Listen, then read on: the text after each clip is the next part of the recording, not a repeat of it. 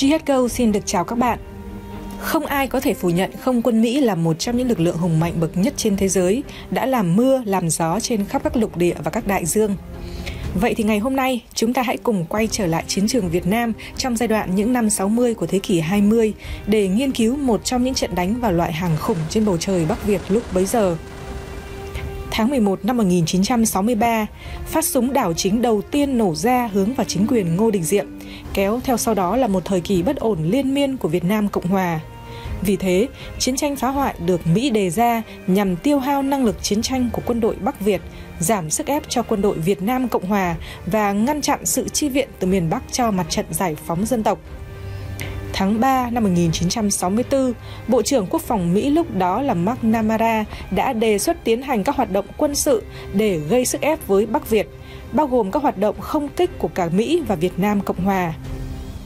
Đúng một tháng sau, kế hoạch 3764 được phê chuẩn với 94 mục tiêu quan trọng của miền Bắc được liệt kê. 94 mục tiêu này quan trọng đến mức trước khi tiến hành không kích phải được đích thân Tổng thống Johnson phê chuẩn. Còn trong thời điểm ấy, một làn sóng ngầm chuẩn bị cho cuộc chiến cũng được quân đội Bắc Việt rốt ráo thực hiện. Nhiều thanh niên chiến sĩ được tuyển chọn trên khắp miền Bắc và bí mật đưa sang Trung Quốc. Kíp học kỹ thuật, kíp học dẫn đường và những người tinh túy nhất sẽ trở thành phi công chiến đấu. Tháng 5 năm 1963, Trung đoàn Không quân tiêm kích 921 mật danh Đoàn Sao Đỏ được thành lập tại cao nguyên Vân Quý, Trung Quốc trên cơ sở đoàn học viên tiêm kích MiG-17. Ngày 6 tháng 8 năm 1964, đoàn Sao Đỏ gồm 70 phi công Bắc Việt từ Trung Quốc trở về nước. Cùng thời điểm đó, Liên Xô cũng viện trợ cho Trung đoàn 33 chiếc tiêm kích MiG-17 và 3 chiếc máy bay huấn luyện MiG-15 UTI. Vậy là xem những cái điều kiện cần của hai bên đều đã hội tụ, chỉ thiếu điều kiện đủ. Thực tế, đến cuối năm 1964, đế quốc Mỹ xác định từ Hà Nội và đường mòn Hồ Chí Minh có 60 điểm tắc. Trong đó, Hàm Rồng được xem là điểm tắc lý tưởng, là đầu mút của khu vực Cán Song. Cầu Hàm Rồng cũng là cây cầu đường bộ, đường sắt duy nhất bắc qua sông Mã trên tuyến quốc lộ 1A cách thành phố Thanh Hóa 4 km về phía bắc. Như vậy, phá sập cầu Hàm Rồng, Mỹ sẽ cắt đứt được mạch máu giao thông Bắc Nam, đồng thời phá hoại nền kinh tế Thanh Hóa, làm suy yếu vai trò của hậu phương đối với tiền tuyến miền Nam, Bình Trị Thiên và Lào. Chính vì lý do này, việc đánh phá Hàm Rồng được Nhà Trắng và Lầu Năm Góc chọn là mục tiêu quan trọng.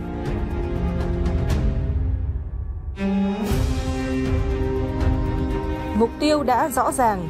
Mỹ bắt đầu cuộc không chiến vào lúc 8 giờ 45 phút ngày 3 tháng 4 năm 1965. 16 chiếc máy bay đầu tiên của Mỹ ném bom vào địa phận Thanh Hóa với một loạt địa điểm đánh phá như cầu Đò Lèn Hà Trung, cầu Cun Nông Cống, ga Văn Trại Tĩnh Gia. Nhưng chưa đầy 1 giờ sau, cụm hỏa lực phía bắc cầu Hàm Rồng đã bắn rơi một chiếc máy bay trinh sát khi còn cách cầu Tàu Xuyên 3 km. Đây là chiếc máy bay Mỹ bị quân dân Hàm Rồng bắn rơi đầu tiên, mở đầu trang sử Hàm Rồng quyết thắng. Theo tin tình báo chiến lược cùng trong ngày hôm đó, phi vụ mang mật danh Alpha 9 sẽ đánh phá các mục tiêu quanh khu vực cầu Hàm Rồng. Lực lượng bao gồm 46 chiếc F-105 do trưởng phi đoàn không quân tiêm kích chiến thuật số 67 TFS chỉ huy làm nhiệm vụ tấn công, 21 chiếc F-100 làm nhiệm vụ áp chế MiG, 2 chiếc RF-101 làm nhiệm vụ trinh sát và 10 chiếc KC-135 tiếp dầu trên không. Lúc này ở phía Bắc Việt, từ mờ sáng, từng đoàn xe quân sự được ngụy trang hối hả nối đuôi nhau qua cầu nhằm hướng chiến trường thẳng tiến. Bầu trời Hàm Rồng trong xanh dưới cái nắng đầu hè vàng rực, nhưng không khí oi nồng và tĩnh lặng. Đúng 10 giờ, còi báo động vang lên dồn dập. Bầu trời và mặt đất trong phút chốc bỗng rung chuyển bởi tiếng động cơ phản lực gầm rú. Biên đội tấn công của Bắc Việt gồm 4 chiếc MiG-17A đã sẵn sàng với Phạm Ngọc Lan số 1, Phan Văn Tốc số 2, Hồ Văn Quỳ số 3, Trần Minh Phương số 4. Biên đội nghi binh thu hút tiêm kích địch và sẵn sàng yểm hộ cho biên đội tấn công, gồm 2 chiếc MiG-17A Trần Hanh số 1 và Phạm Giấy số 2. Đến 10 giờ 9 phút, số 4 Trần Minh Phương báo cáo phát hiện mục tiêu 6 chiếc F-8 bên phải đang bay đối đầu. Một số chiếc khác đang công kích các trận địa phòng không quanh khu vực cầu Hàm Rồng. Đây là biên đội F-8E của phi đoàn VF-211 từ mẫu hạm USS Hancock. Ngay sau khi phát hiện mục tiêu, số 1 Phạm Ngọc Lan lập tức ra lệnh vứt thùng dầu phụ tăng tốc tiếp cận. Biên đội tách thành 2 tốp. Sau khi cắt bán kính bám theo mục tiêu, Phạm Ngọc Lan lệnh cho số 2 Phan Văn Túc vào công kích. Số 2 ngay lập tức vòng gấp về phía chiếc F-8 bên trái, theo sau là số 1 bám theo yểm hộ. Đúng lúc đó, những chiếc F-8 cũng đã phát hiện có MiG, bèn cơ động để không chiến. Sau khi thoát khỏi đợt công kích của Phan Văn Túc, chiếc F-8 của thiếu tá Thomas bị mất đội hình, phải kéo vọt lên độ cao 10.000 feet, tức là khoảng 3.300 mét, và đang tìm kiếm đồng đội bị khuất trong những đám mây. Nhưng Thomas không ngờ rằng số 1 Phạm Ngọc Lan đã nhanh chóng bám theo phía sau.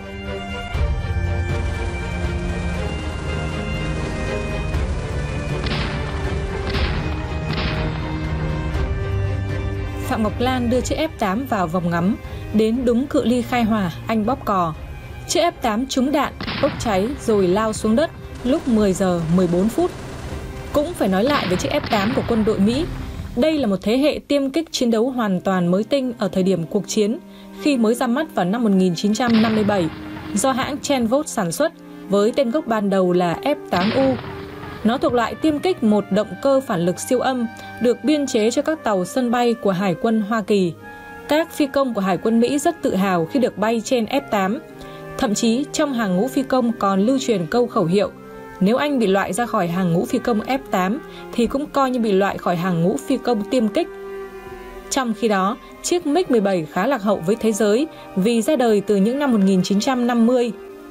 Chính vì lý do này, bắn hạ một chiếc F-8 thực sự là khoảnh khắc lịch sử của không quân Bắc Việt non trẻ. Chỉ ít phút sau khi Phạm Ngọc Lan hạ chiếc F-8, số 2 Phan Văn Túc lại phát hiện một chiếc F-8 khác. Anh từ phía sau thực hiện một cú bổ nhào và nã một loạt đạn. Đạn găm đúng giữa sống lưng chiếc F-8, bẻ đuôi nó rồi bốc cháy lao xuống đất. Quá bất ngờ khi bị MiG tấn công, đám F-8 còn lại hàng ngũ rối loạn tìm cách đào thoát khỏi chiến trường, bỏ mặc lũ cường kích A4 không có lực lượng hộ tống. Ngoài 2 chiếc F-8 bị biên đội MiG-17 bắn rơi, trong ngày hôm đó còn có một chiếc A4C từ tàu USS Hancock bị súng phòng không quân đội Việt bắn hạ. Một chiếc F-100D và một chiếc RF-101C khác bị pháo phòng không bắn rơi ở phía đông thành phố Vinh. Sau 20 phút xuất kích, không quân Bắc Việt đã bắn rơi 2 chiếc F-8 của Mỹ và trở về căn cứ an toàn. Nhận định Mỹ sẽ đưa lực lượng lớn vào đánh phá cầu Hàm Rồng, quân đội Bắc Việt tiếp tục điều quân tăng cường bảo vệ. Ngay trong ngày đầu tiên, Mỹ đã huy động 102 lần tốp máy bay, 360 lần chiếc máy bay và mở 14 đợt tấn công, nhưng vẫn không thực hiện được ý đồ nuốt trôi cầu Hàm Rồng ngay. Quân dân Hàm Rồng, Nam Ngạn, Yên Vực dũng cảm bám chắc trận địa với ý chí quyết chiến quyết thắng. Hàng chục khẩu súng cao xạ của bộ đội chủ lực ở các trận địa Đồng Đá, Yên Vực, Nam Bình, Cồn Đu, đồi C4 đám cháy và hàng trăm khẩu súng trung liên, súng trường của tự vệ các xí nghiệp Lò Cao, Phân Lân, Máy Xanh, Máy Điện. Các tay súng dân quân các xã Hoàng Long, Hoàng Lý, Hoàng Anh, Nam Ngạn hợp sức nổ súng, tạo thành nhiều tầng đạn lưới lửa, bủa vây đội hình máy bay Mỹ, khiến chúng phải nối nhau bỏ chạy. Phán đoán Mỹ tiếp tục đánh phá Hàm Rồng. Phía Bắc Việt điều động 3 đại đội pháo cao xạ 57 ly của Trung đoàn 234, Sư đoàn 350, Bộ Tư lệnh Phòng không đang chiến đấu tại Nghệ An, tăng cường gấp cho Hàm Rồng. Trên 2.000 nam nữ dân quân tự vệ xung quanh khu vực Hàm Rồng và trên 1.000 cán bộ công nhân ngành giao thông vận tải gấp rút khắc phục hậu quả do Mỹ gây ra và tiếp tục bổ sung mọi mặt cho cuộc chiến đấu mới, chuyển đạn san lấp hố bom, thông đường đào đắp tu sửa công sự, giúp bộ đội ngụy trang lau chùi pháo. Tất cả sẵn sàng tiêu diệt quân đội Mỹ. Trong đêm mùng 3 tháng 4, bộ đội Bắc Việt khẩn trương di chuyển đến Phà Ghép thì trời vừa sáng. Đại đội 4 đã qua được phà tiến thẳng về Hàm Rồng.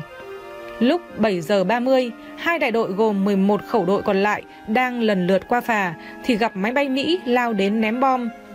Mỹ tập trung đánh phá khu vực bến Phà Ghép Tĩnh Gia nhằm ngăn không cho xe pháo của quân Bắc Việt qua sông. Đang hành quân, pháo không kịp tháo khỏi xe, quân đội Bắc Việt cứ thế đánh trả máy bay của quân đội Mỹ.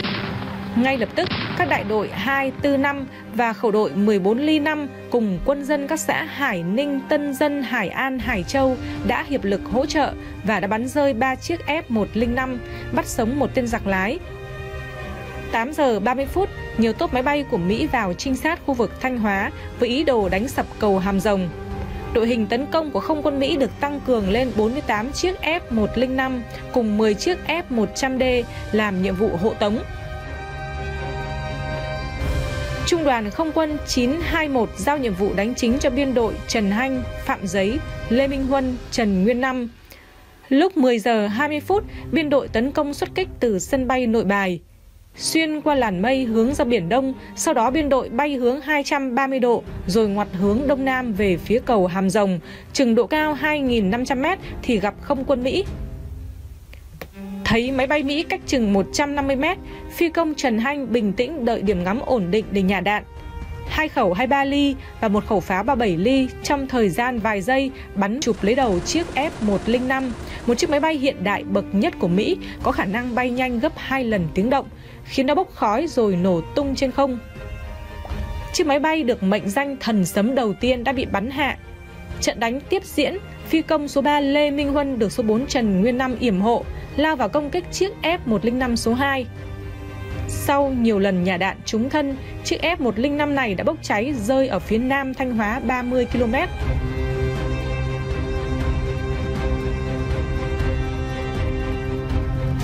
Lại nhắc đến phi công Trần Hanh, sau khi kéo lên cao định thoát ly, 2 chiếc F-100D đã nhanh chóng rút ngắn cự ly, bám sau cách khoảng 300m. Phán đoán đối phương chuẩn bị phóng tên lửa, Trần Hanh lật ngửa máy bay, kéo lộn xuống với gia trọng rất lớn. Tên lửa Sidewinder xoẹt qua cánh, ông kéo cần gạt hạ độ cao và lượn vòng bay về phía tây để thoát.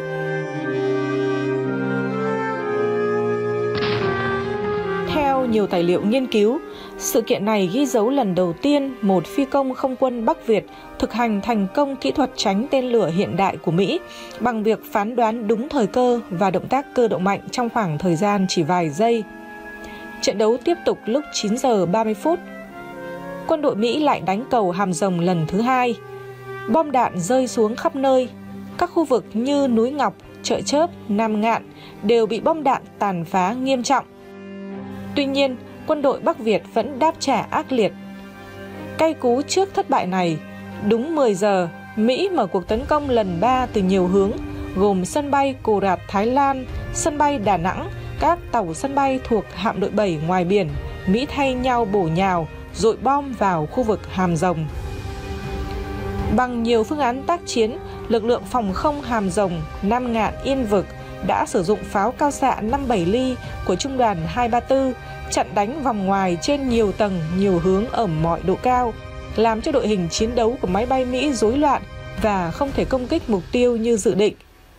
Những chiếc nào lọt vào gần cầu lập tức bị các trận địa cao xạ trên đồi Không Tên, đồi Ba Cây Thông, núi Ngọc, núi Rồng nổ súng tan xác. Hoảng hốt trước sự đánh trả mãnh liệt của quân Bắc Việt, không quân Mỹ đành không chiến trên cao. Giữa lúc đó, không quân Bắc Việt được lệnh cất cánh, phối hợp với các lực lượng Hàm Rồng. 11 giờ trưa, sau 11 đợt công kích, 40 lần bổ nhào bắn phá, máy bay Mỹ vẫn không thể đánh sập cầu Hàm Rồng trong chớp nhoáng, mà lại hứng chịu nhiều thương vong và buộc phải kết thúc trận đánh sớm hơn dự kiến. Đến chiều mùng 4, các tốp máy bay Mỹ tiếp tục đánh từ hướng Tây Nam, với hy vọng lợi dụng ánh sáng mặt trời để tấn công liên tục.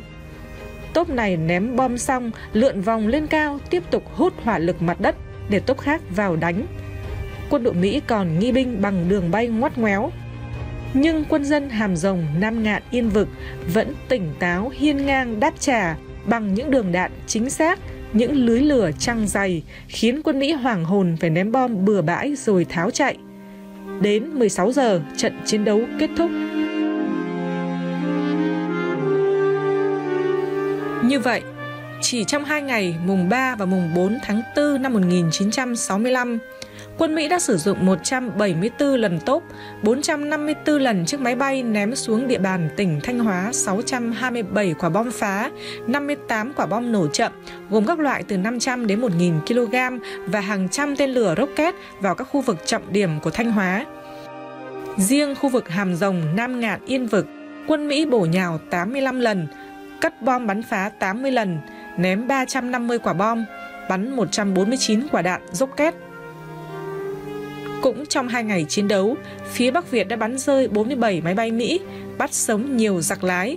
Có thể khẳng định đây là lần đầu tiên kể từ khi mở cuộc chiến tranh phá hoại bằng không quân ra miền Bắc, đế quốc Mỹ tổ chức một trận đánh với quy mô lớn nhất và mức độ ác liệt nhất như vậy. Tuy nhiên, theo đánh giá từ nhiều tờ báo uy tín phương Tây, quân và dân Bắc Việt đã lập nên kỷ lục về thành tích bắn rơi máy bay Mỹ trên miền Bắc và bảo vệ an toàn cầu Hàm Rồng, khiến dư luận nước Mỹ xôn xao, quân đội nhiều nước trên thế giới phải ngả mũ khâm phục. Xin chào và hẹn gặp lại các bạn trong các video tiếp theo.